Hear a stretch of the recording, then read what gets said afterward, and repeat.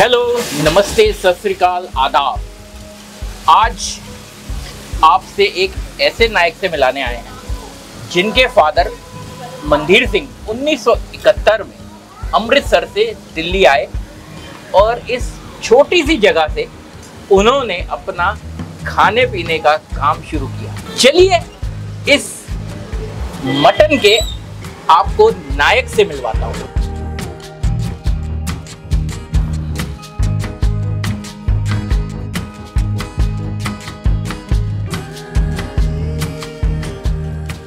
मेरा नाम बबलू है जी।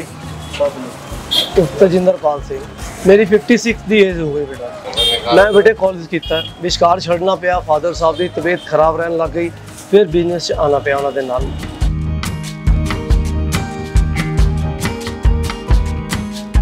बबलू की जो हिस्ट्री है, इनके जो हीरो है हमारे फादर हैं। सन 1971 में अमृतसर से वो दिल्ली आके उन्होंने ये घंटाघर में बबलू के नाम से ये तवे का आइटम शुरू करी और नया शहर, नई जगह और नया माहौल। बड़ा स्ट्रगल करना पड़ा उनको, लेकिन धीरे धीरे जैसे जैसे लोगों को उनके हाथ का स्वाद पसंद आता गया, काम चलता गया, नाम बढ़ता गया।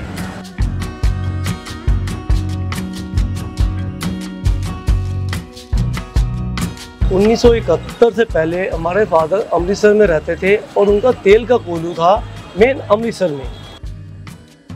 जो वो चीज़ें बनाते थे जब लोग उनकी चीज़ें खाते थे शौकिया घर में जैसे बनाया, तो बड़ी तारीफ करते थे कि ये सब आपकी चीज़ें जो है यूनिक है, कहीं आसपास नहीं मिलती, तो आप क्यों नहीं इनको ट्राई करते।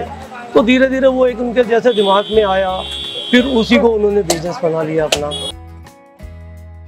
एक्चुअली एक तो अमृतसर छोटा शहर था, उनको लगता था कि हम दिल्ली बड़े शहर में जाएंगे तो उसका स्कोप ज़्यादा है बिजनेस का, और कुछ अमृतसर से हट के दिल्ली शहर में ये सब चीज़ें थी भी नहीं, तो उनको लगता था दिल्ली में ज़्यादा स्कोप मिलेगा इस चीज़ का। यही छोटा सा सेटअप था, यहीं पर सिर्फ तवे की आइटम वो लगाते थे। शुरू में कुल मटन की 5 या 6 चीज़ें होती थी, जिसमें मटन टिक्का, मटन चाँप, कलेजी, मगज़ और कबाब, कुल 5 चीज़ें लगाते थे, 6 चीज़ें।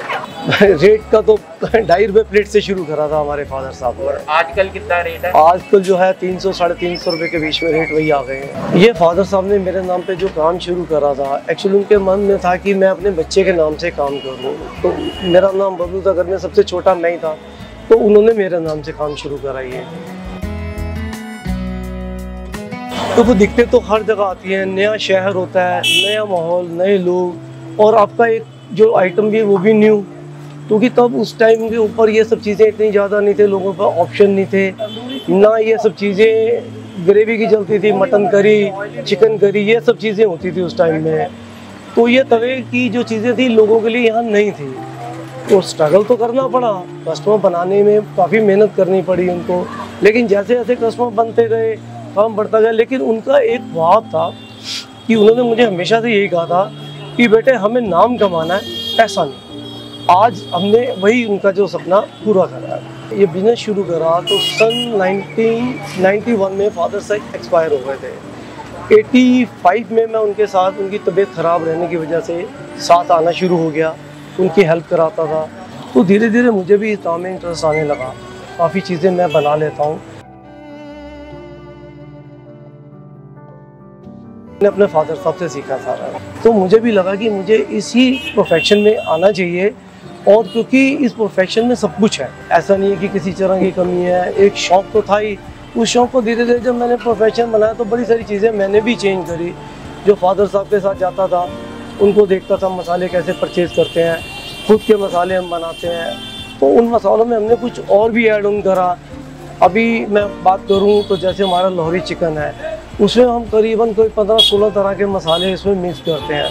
कहने को तो सिंगल मसाला है, बट उसके अंदर जो 15-16 मसाले हैं, जब वो हम उस चीज़ को बनाते हैं तो उसका एक अलग तरीके से फ्लेवर निकलते हैं। तो बड़ा अच्छा लगता है कि एक हमने नई चीज़ को तैयार करी, मेहनत करी उस पर, और आज लोग उसको पसंद कर रहे हैं।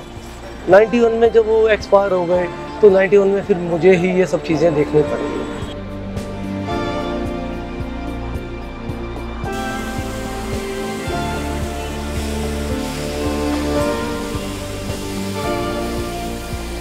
चिकन टिक्का तवा मसाला रेडी है। और इसके साथ हम ब्रेड को तवे पे गर्म करके देंगे साथ।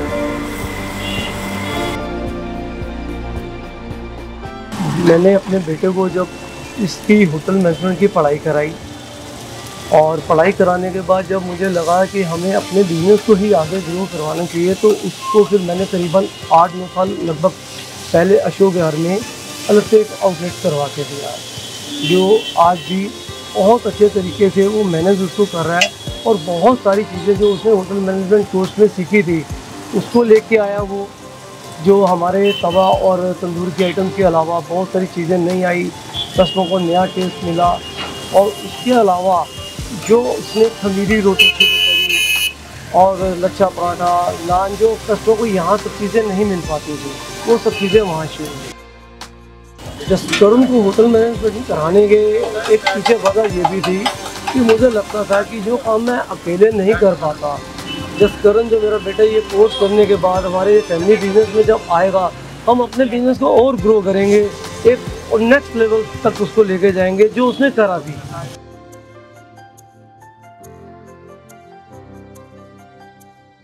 हमारे आउटलेट्स के कोई भी जितने भी चारों आउटलेट्स हैं उनके टाइमिंग शाम 6 से लेकर रात 11 बजे है। तो ट्यूसडे ऑफ रहता है और नवरात्रों में छुट्टी रखते हैं। तीनों जो बाकी के यहाँ से हट के जो तीनों है वो स्विगी जोमेटो पे हैं। ये वाला हमने शुरू से नहीं रखा ऑनलाइन पे।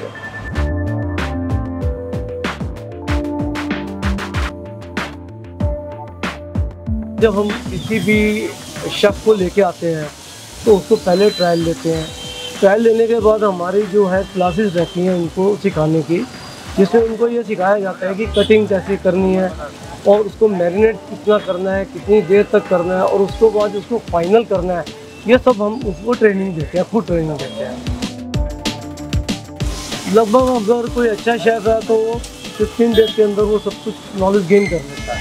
प्रोफेशनल शेफ़ नहीं लाते हैं, लेकिन इतने होते हैं कि उनको कटिंग करनी आनी चाहिए, उनको पता नॉलेज होनी चाहिए बेसिक कि मसाले डलने क्या है और कैसे डालने हैं उनको। हमारे पास शुरू से जो है बहुत अच्छे कस्टमर हैं। यहाँ जगह जैसे आप देख रहे हो इतनी ज़्यादा नहीं है, सिटिंग एरिया नहीं है, बट जो गाड़ियों का कस्टमर है वो सब बहुत अच्छी फैमिली से आते हैं हमारे पास। कोई ऐसा कस्टमर नहीं है कि जो हमें आगे परेशान करने वाला हो, और बड़े अच्छे कस्टमर हैं, बहुत पसंद करते हैं इस फूड को। एक बड़ी आपको बात बताता हूँ, जो पापा के टाइम के कस्टमर आज भी अगर आते हैं, वो जब ये कहते हैं ना कि बेटा जो आपके पापा के हाथ से हम खाते थे वही स्वाद आज भी आपने वही बरकरार रखा है, तो हकीकत में खुशी तभी मिलती है, समझते ही यही हमने कमाई करी है।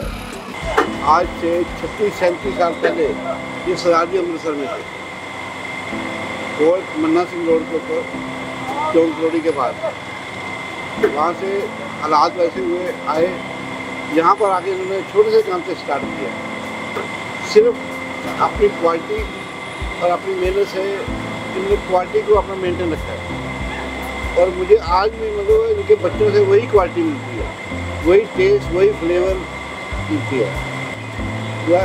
मैं इनके पास कम से कम तो 1982 से आ रहा हूँ, 1982 से, और इनको मैं अमृतसर से जानता हूँ, जहाँ पर रहते थे वहाँ से काम स्टार्ट किया। और किसी से कोई बात इतना अच्छे अपने प्यार और रसूल की वजह से दुकान चल रही है। और क्वालिटी भी सबको मालूम है, जो एक बार खाता है महंगा लगता है, लेकिन बाद में कहता मैंने खाया है। तो फिर मैं तो अपना मगज फ्राई कराता हूँ फ्राई, जहाँ पर इनका चाँप है वो फेवरेट है। इनके फादर की चाँप फेवरेट थी और ये मगज फेवरेट, तो ये दिल से बनाते हैं। अभी आप खाओ, 1-2 दिन के बाद आपको पता लगे ठीक ही खाया है। मटन टिक्का के बारे में सर मैं आपको बताता हूँ। ये एक मटन का जो थाई का पार्ट होता है, इसको बड़े पीसेस में जब हम इसको लेके आते हैं तो इसको हमें पहले छोटे पीसेस में कट करना पड़ता है। ये मटन के छोटे छोटे पीसेस हैं जो कि करीबन 4 से 5 घंटे मैरिनेट करके तैयार किए गए हैं। सीक्रेट मसाले होते हैं उससे मैरिनेट हम करके रखते हैं, बस फाइनल करने के लिए इसमें नमक मिर्च मसाला यूज़ किया जाता है।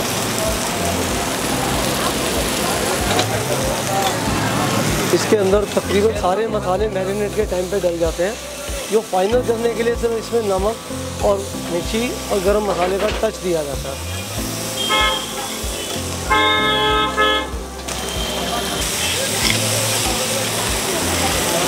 लगभग 5 से 7 मिनट लगेंगे इसको फाइनल होने में। और इसको जो बनाया जाता है हल्के फ्लेम पे बनाया जाता है, ज़्यादा तेज़ फ्लेम पे नहीं, जल जाएंगे ये। बीच बीच में हमें इसको पलटना भी पड़ता है ताकि ये जल ना जाए। और लगभग ये हमारे टिक्के फाइनल आ गए हैं।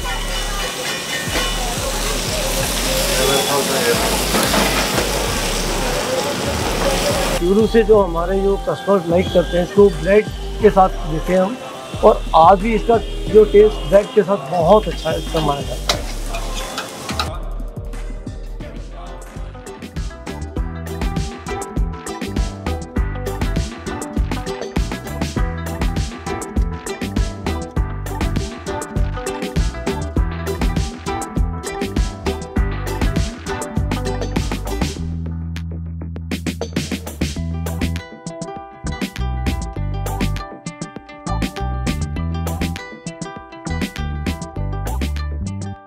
न्यू जो यंग जनरेशन है उनको अगर इस बिज़नेस में आना है तो उसके लिए उनको कुछ बातों की तरफ बहुत ज़रूरी है ध्यान देना पड़ेगा। नंबर 1 तो ये जो बिज़नेस है बहुत मेहनत मांगता है, टाइम मांगता है। आप ये सोचो कि हमने इन्वेस्टमेंट तो कर ली और किसी को बिठा के हम इस काम को चला लेंगे, तो ऐसा नहीं होता। इसके लिए खुद को बेसिक नॉलेज बहुत ज़रूरी है, तभी आप अपने शेफ़ पे कंट्रोल कर सकोगे। अगर आपको बेसिक नॉलेज नहीं आती तो आप अपने शेफ़ को कैसे बताओगे कि ये फूड ठीक है या ये फूड ठीक नहीं बना हुआ। तो इसके लिए फर्स्ट तो ये है कि आपको बेसिक नॉलेज आनी चाहिए। दूसरा, आपके पास टाइम प्रॉपर होना चाहिए। इन्वेस्टमेंट तो कोई भी कर लेगा। मेरे पास फ्रेंचाइजी लेने के लिए रोज़ कई लोग आते हैं कि भाई हमें अपने नाम की फ्रेंचाइजी दे दो, लेकिन हम उनसे सबसे पहला क्वेश्चन जो ये पूछते हैं कि आपके पास टाइम कितना है, या आपको नॉलेज कितनी है, या आप इस काम की तरफ कितना ध्यान दे सकते हो, खुद बैठ सकते हो। तो तभी, नहीं तो नाम खराब होने का भी रहता है और उनका पैसा भी बर्बाद होगा। हमारा नाम खराब होगा, उनका पैसा खराब होगा। तो ये सब चीज़ें जो है मेरी आज की जो यंग जनरेशन है उनको सजेशन है कि आप पहले बेसिक नॉलेज ज़रूर लो, और उसके बाद अगर आपके पास इतना टाइम आप दे सकते हो फिर इस काम में आइए। रिलेशन की बात करें तो कस्टमर के साथ आपके एक फैमिलीज़ की तरह रिलेशन होना चाहिए। कस्टमर अगर किसी चीज़ में सेटिस्फेक्शन नहीं हो रहा, किसी आपके फूड में सेटिस्फाई नहीं है, तो आपका फ़र्ज़ बनता है कि आप उसको एक फैमिली की तरह ट्रीट करके उसकी कस्टमर की सेटिस्फेक्शन कराओ। अगर आपको लगता है कि आपके फूड में कमी नहीं है, फिर भी अगर कस्टमर कह रहा है, आप उसको फूड चेंज करके, मुझे जहाँ तक लगता है, मेरा पर्सनल जो तजुर्बा है, आप उसको फूड दूसरा दे के उसकी सेटिस्फेक्शन कराइए। बबलू जी से मिलवाने का हमारा मकसद यही था कि कैसे छोटी सी जगह से आप लोग भी एक बड़ा बिजनेस बना सकते हैं अपनी लगन और मेहनत से। हमारी कोशिश सिर्फ यही है कि आप लोगों को किसी भी तरीके से इंस्पायर और मोटिवेट किया जा सके अपने सपने पूरे करने के लिए। अगर ये वीडियो देख के कोई एक इंसान की भी अगर हम लाइफ बदलने में सफल होते हैं तो हमें लगेगा कि हमारी मेहनत सफल हुई।